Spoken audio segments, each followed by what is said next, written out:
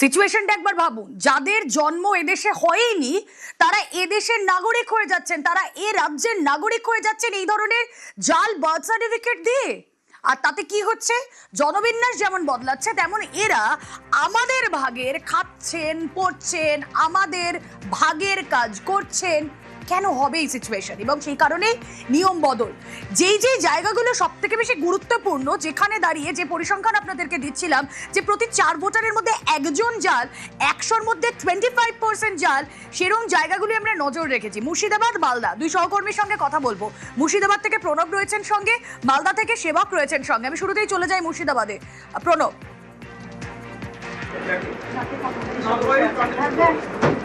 দেখো, বহরমপুর পুরসভাতেই ইতিমধ্যে 8 ঘন্টা পেরিয়ে গিয়েছে।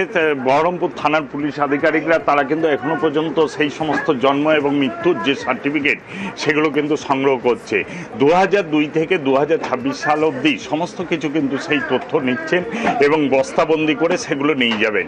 এই বহরমপুর পুরসভার আন্ডারে যেহেতু মুর্শিদাবাদ মেডিকেল কলেজ থেকে শুরু করে একাধিক বেসরকারি এবং বেসরকারি হাসপাতাল যেরকম রয়েছে, নার্সিংহোম রয়েছে, সেই কারণে বিশাল সংখ্যা, তাই সেগুলো সমস্ত তথ্যগুলো লিপিবদ্ধ করছেন এবং সেই সমস্ত তথ্য করছেন। ঠিক একইভাবে মুর্শিদাবাদ জেলার যে 250টা পঞ্চায়েত এবং 8টা পুরসভা, সেই সমস্ত জায়গাতে মুর্শিদাবাদ জেলা পুলিশ সুপারের নির্দেশে সেই সমস্ত জায়গা থেকে কিন্তু সমস্ত তথ্যগুলো সংগ্রহ করছেন পুলিশ আধিকারিকরা।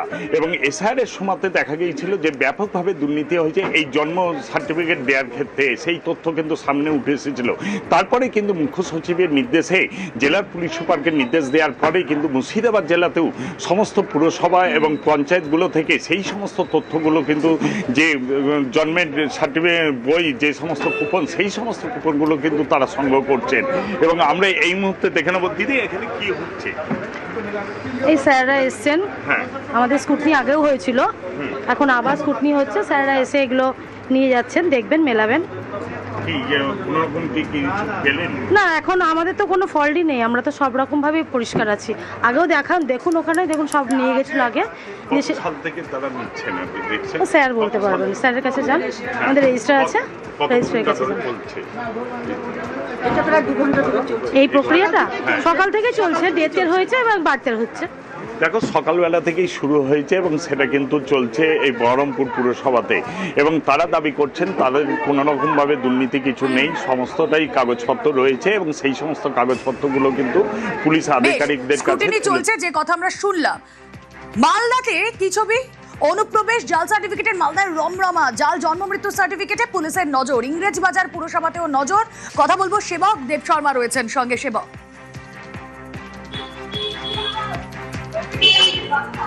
একদম বিভিন্ন, দেখো, মালদহের ইংরেজবাজার পুরসভা, পাশাপাশি পুরাতন মালদা পুরসভা, দুটি পুরসভাতেই সকাল থেকে পুলিশি অভিযান চলছে। তার মধ্যে ইংরেজবাজার পুরসভা 150 বছরেরও বেশি প্রাচীন পুরসভা। মালদহে কিন্তু জনসংখ্যা সারা দেশে বা রাজ্যের যে গড় বৃদ্ধি তার থেকে অনেক বেশি, এবং এক্ষেত্রে জাল বা ভুয়ো বার্থ সার্টিফিকেট, ডেথ সার্টিফিকেট, এটা কিন্তু একটা বড় কারণ, এমনটাই প্রশাসন প্রাথমিকভাবে মনে করছে। কারণ এই সার্টিফিকেট হাতে পেয়ে গেলে তারপর এই সার্টিফিকেটকে কাজে লাগিয়ে একাধিক নথি তৈরি করেছেন প্রচুর মানুষ।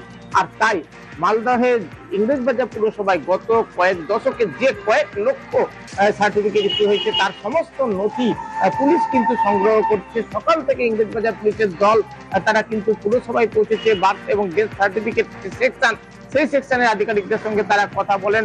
সব মিলিয়ে এতদিন ধরে যত হাতে কলমে যতদিন এই ব্যবস্থা ছিল 2016-র আগে পর্যন্ত, সেই সমস্ত যে নথি সেগুলি কিন্তু পুলিশ হেফাজতে নিচ্ছে। সব মিলিয়ে লক্ষাধিক এই সার্টিফিকেট, সেগুলি কিন্তু হেফাজতে নেওয়া হবে, সিজ করা হচ্ছে আপাতত, এবং এগুলি যাচাই করা হবে, এমনটাই পুলিশ সূত্রে আমরা জানতে পারছি। ইতিমধ্যেই পুরসভাও জানিয়েছে যে রাজ্য সরকারের তরফ থেকে এই মর্মে নির্দেশিকা এসছে, সেই মতো সব ধরনের সাহায্য করা হচ্ছে। আর যেটা বলছিলাম যে এই বার্থ সার্টিফিকেট বা ডেথ সার্টিফিকেট, এই ধরনের যে একটি ডকুমেন্ট পেয়ে গেলেই সেই ডকুমেন্টকে কাজে লাগিয়ে যা হয়েছে তাতে কিন্তু প্রশাসন মনে করছে এখানে তদন্ত অনেকটা রাজ্যের কড়া অ্যাকশন।